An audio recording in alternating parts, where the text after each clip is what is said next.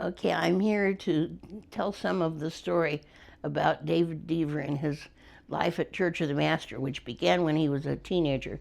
He moved to Westerville in the 10th grade so his father could and did later become the Bible professor at Otterbein.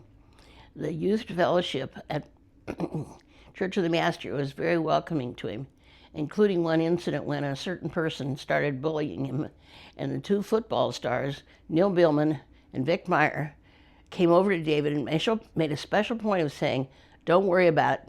She's just that way. You're fine." And they became his good friends, and he was very happy in the youth group.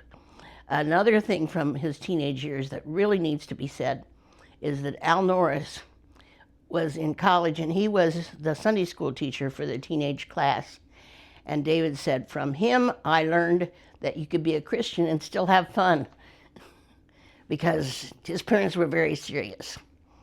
When Carol Baumgars was here and she was doing Bible school, she told people, if you don't know what to do, just come and help.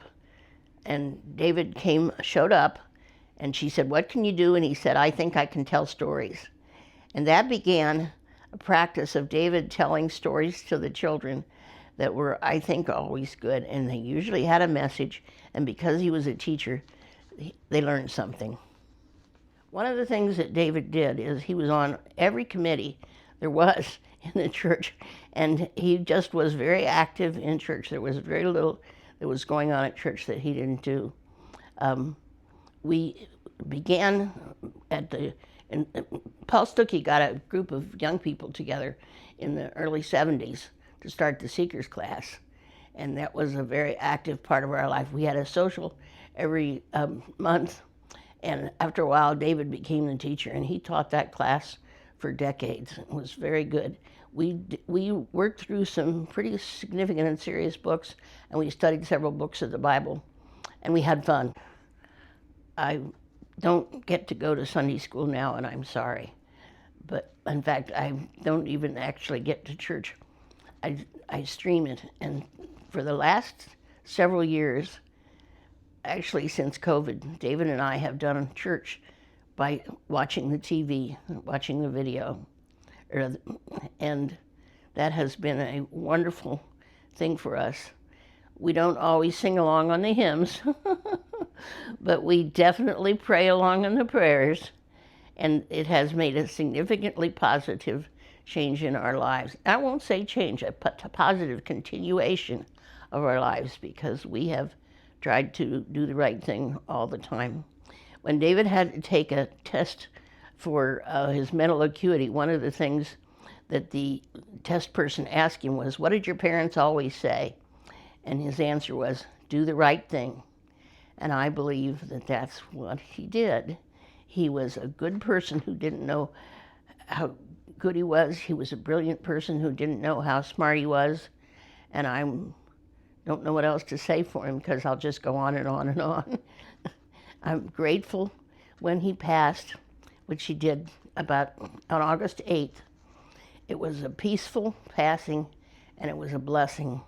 And as we walked out of that room where he had died, I was overwhelmed with gratitude and not sadness, because he was ready to go, and it was his time, and it was a blessing that his death came.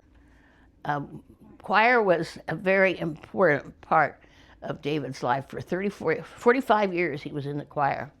And I didn't find this out until very late in his tenure at choir. He was the one who would do the morning prayer before the choir would go downstairs after they did their practice. The way he got into the choir happened fairly early when we were in church and sitting there with our children. David had a practice, he loved to sing, of singing each verse in a different voice. Tenor, bass, I don't think he did the alto. Anyhow, he was singing tenor, and the choir was processing out, and Jean Gross, the director, walked past and heard him, and her thought was, "Who is sitting in the congregation and singing tenor?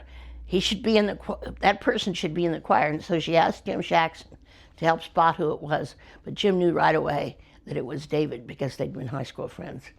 And so David got recruited to the choir, and that was it. he was in the choir until his Parkinson's kept him from doing it, including the last several years when he would sit on a bench instead of standing because he couldn't stand. And we continued to appreciate the choir. And one of the things he said about the choir recently is, it's so nice to be able to hear from this side what I used to be part of. And we are really grateful for the excellence of our choir. And after last Sunday, I have to say bell choir. And I was very touched at his funeral when they had an empty chair, because it was a big part of his life. And singing probably helped him slow the progression of Parkinson's, because that's what one thing singing does.